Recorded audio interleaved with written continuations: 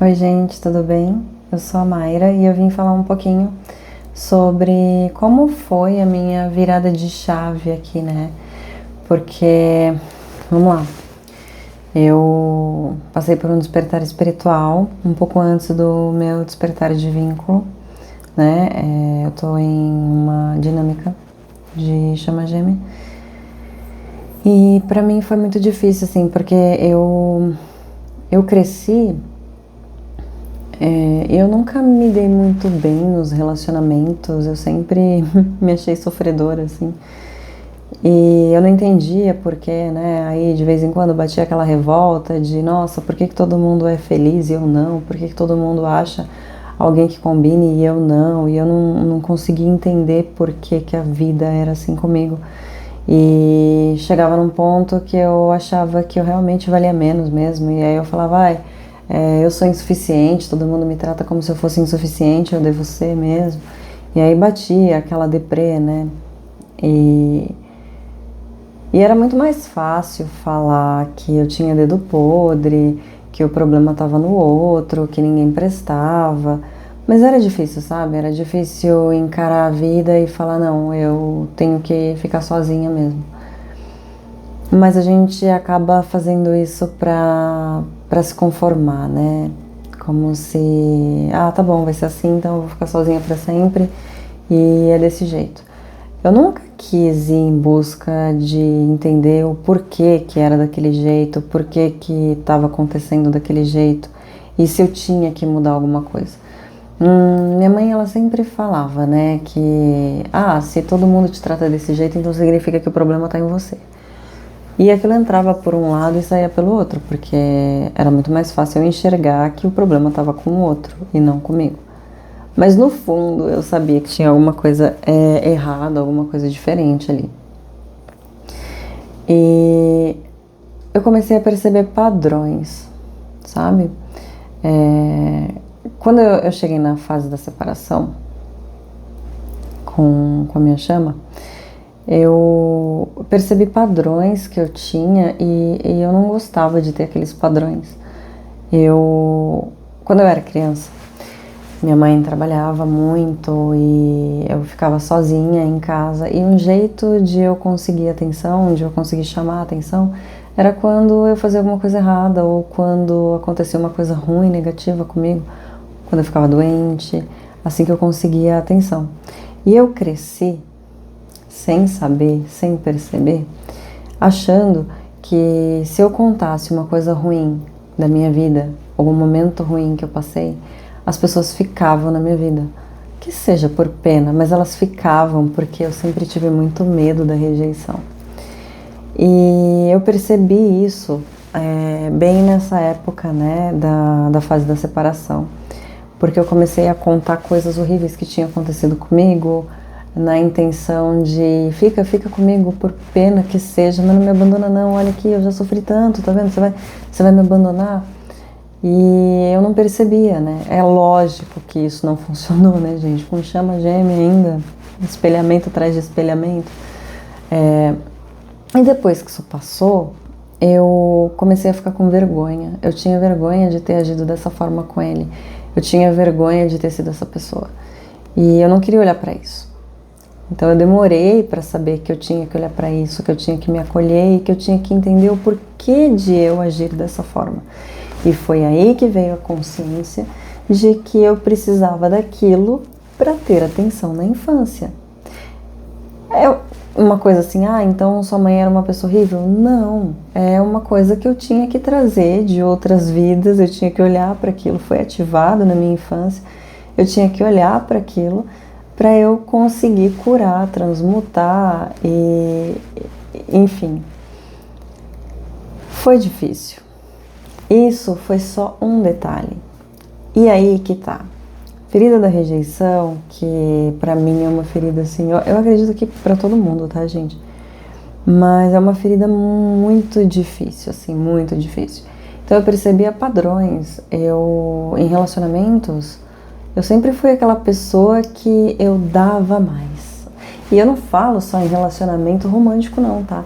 Às vezes eu queria ir num barzinho e aí não tinha ninguém para ir comigo. O que eu fazia? Eu pagava para as pessoas irem comigo para eu não ficar sozinha. E era muito estranho, porque até quando eu não queria pagar, eu acabava pagando. Porque e se depois aquela pessoa não me chamasse mais? E se depois eu chamasse aquela pessoa e ela não fosse mais? Então eu me submetia a algumas situações que não tinha essa necessidade. E eu não sabia que era por causa da ferida da rejeição. Porque a gente realmente coloca uma máscara, né? E eu acreditava que aquilo ali era felicidade. E aí a gente vai aos poucos aprendendo a virar essa chave e a ir em busca de entendimento, não só sobre as nossas partes boas ou o que deixa a gente feliz, mas sim sobre o nosso lado sombra. Porque olhar para as nossas sombras e saber acolher as nossas sombras é o mais importante nessa jornada de autoconhecimento, né? Nessa busca por autoconhecimento. Então eu acho muito interessante as pessoas que chegam na terapia dispostas a realmente achar alguma coisa. A maioria das pessoas chega muito resistente, então se você pergunta algo da infância e tal, não tem problema nenhum, eu não tenho problema nenhum com os meus pais, não tive problema nenhum na infância. Isso é uma resistência, tá? Porque olhar para aquilo e identificar não vai fazer seu pai, sua mãe uma pessoa ruim, a não ser que eles sejam, mas é o seu processo. Então você olhar e falar, não, isso me faltou mesmo, e tá tudo bem, sabe? É olhar para aquela criança, é isso que a gente fala, né, de olhar para a criança interior. A criança, ela tem muita coisa para trazer, e o nosso ego também, se a gente souber lidar com o nosso ego, a gente consegue chegar nas feridas, a gente consegue identificar as feridas, a gente sabe qual é a ferida da rejeição, qual é a ferida da traição, por que a gente quer estar sempre no controle, a gente quer controlar a vida do outro. Então, por exemplo, ferida da traição é aquela ferida que você quer realmente controlar a situação. E você acredita tanto que o outro vai te trair de alguma forma, que ele acaba atraindo porque você está acreditando, você só vai atrair esse tipo de pessoa. Então é estranho a gente falar isso, porque parece que a gente é culpado, mas nossas crenças atraem situações para a nossa vida para a gente olhar para elas. Então, sabe quando você entra num ciclo que você fala, nossa, eu conheci uma pessoa e essa pessoa era casada. Aí terminei, vivi um relacionamento horroroso e tal, terminei com essa pessoa. Aí passou um tempo, conheci outra pessoa e aí eu descobri que essa pessoa era casada. Então assim, é um padrão, né?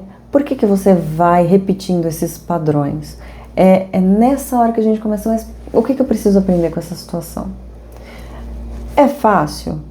Não, mas tem como a gente virar essa chave de parar de olhar pra gente como vítima e colocar a culpa sempre no outro e olhar a situação como um todo, tentando tirar a melhor parte. É claro que tem situação, gente, que é ruim, não tô falando que às vezes acontece uma coisa ruim com você e então, você atraiu porque você mereceu. Não é isso, tá? Pelo amor de Deus, não é isso.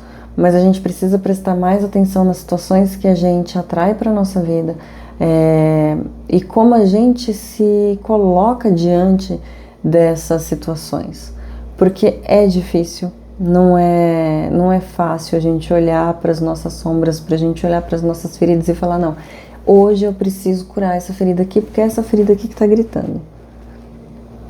Eu tô em dinâmica aí há quase 3 anos, é um pouco mais fácil identificar, mas é uns perrengues que a gente passa, né? Porque às vezes a gente olha, a gente fala, nossa, minha ferida da rejeição hoje tá gritando. Por exemplo, quando você olha lá no Instagram, aí todos seus amigos estão num barzinho e não te chamaram. Aí vem aquela dor da rejeição, aquela coisa de, nossa, mas eu fui tão bom pra eles, né? E agora eles saem, eles nem lembram de mim. Só que se você parar pra pensar, talvez você nem quisesse estar ali. Talvez nem fosse